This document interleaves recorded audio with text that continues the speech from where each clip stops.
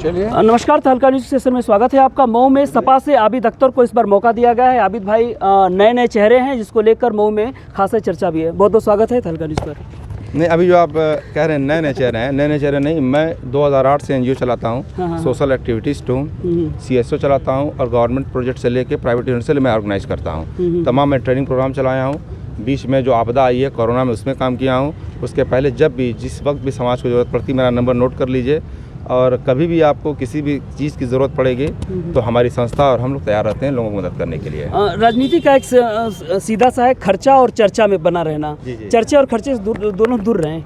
नहीं, खर्चा चर्चा का आप लोगों के बीच में रहिए ना। हम खर्चे और चर्चे से दूर रहें, लोगों के बीच में रहे हैं। और इसीलिए इतनी जनता हमारे साथ है, हमारी पार्टी हमारे साथ है, हमारी पार्टी के सारे नेता साथ हैं। और मैं अपने टॉप लीडरशिप जो है माननीय अखिलेश यादव को धन्यवाद देना चाहता हूँ, मुबारकबाद देना चाहता हूँ कि उन्होंने मुझ पर भरोसा किया और इतनी बड़ी मुझको जिम्मेदारी दी।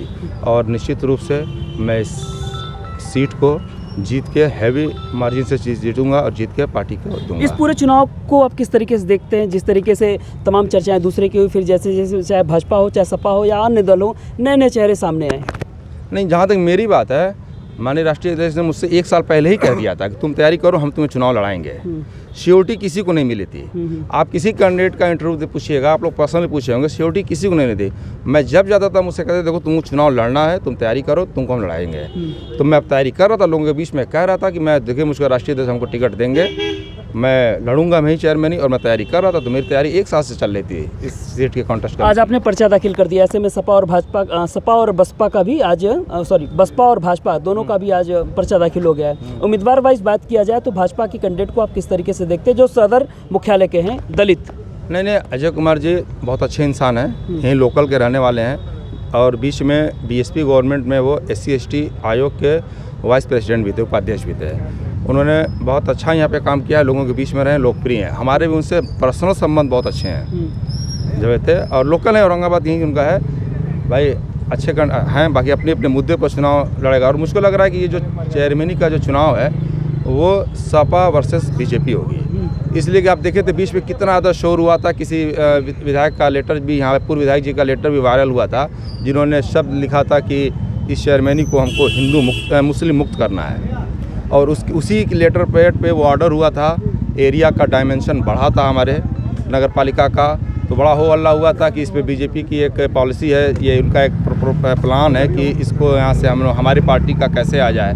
तो इसमें बीजेपी कामयाब नहीं होने वाली है। हम उनको बुरी तरह से यहाँ से हराएंगे और लंबी मार्जिन से हम चुनाव जीतेंगे। आप परसीमन की बात कर रहे हैं जिसमें दलित वोटों की संख्या बड़ी थी। भाजपा ने दलित को टिकट भी दे दिया है। ऐसे में अरशद जमाल को बसपा से टिकट मिल गया जो दलित वोट बैंक है। शहर के अंदर की बात की जाए तो उनकी भी वोट फॉलोइंग काफ़ी अच्छी है। ऐसे में अरशद जमाल से आप कैसे निपटेंगे जहाँ पर उनकी एक जहाँ उनका कार्यानुभव है? देखिए, अरशद जमाल साहब हमारे अभी कल तक हमारे सीनियर नेता थे। हम लोग एक ही साथ जाते थे, आवेदन किया गया, उसी कार्यालय में हम लोग एक साथ बैठते थे और हम लोग आपस में बातें भी होती थी कि चेयरमैन साहब आप लड़िए तो आप जीतिए, हम लोग साथ रहेंगे। वो भी हमसे कहते थे कि आप लड़िए, हम भी आपके साथ रहेंगे अगर टिकट मिलता है तो। अचानक 24 घंटे में क्या हो गया मुझको नहीं पता। और भाई वो लड़ रहे हैं अपने अपने मुद्दों पे।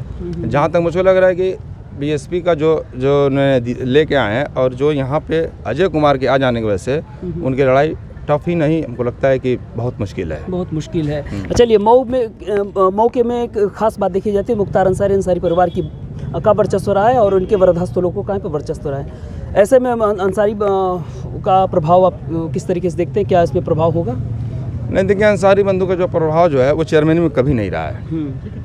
आप देखेंगे सन 2000 में अरशद जमाल साहब लड़े थे और वो जीते थे। फिर उसके बाद 2006-07 में तैयब फाल्के भी लड़े, वो भी जीते। फिर अरशद जमाल साहब फिर अकेले लड़े, शाइना अरशद जमाल वो लड़ी, तब भी उनका एक हनीफा नोमानी उनकी कैंडिडेट थी खुद कौमी एकता दल की, मगर अरशद जमाल साहब जीत के आए। तो ये जो लोकल बॉडीज़ का इलेक्शन है ये बहुत प्रभावित नहीं, जनता यहाँ जानती है कि हमें किसको वोट देना है, जो हमारे बीच में रहेगा। और भी सब तमाम कंडीशंस है उसके है पार्टी है, और समाजवादी पार्टी यहाँ पे हमेशा मजबूत रही है। चलिए, बहुत बहुत शुक्रिया, आपने समय दिया और बहुत बहुत शुभकामनाएं आपको। तो हमारे साथ है आबिद अख्तर जी और उन्होंने अपने तमाम चुनावी मुद्दे और दावों की बातें की। हालांकि मऊ में अभी भी तमाम जो चुनावी मुद्दे हैं, चुनावी दावे हैं, उनके बारे में चर्चाएं बाकी हैं, लेकिन चुनावी करवट किस ओर बैठता है ये आने वाला वक्त तय करेगा। तो चलिए इस सफ़रनामे में फिर अगले कोई और मेहमान बने रहें विनय ज्ञानचंद के साथ।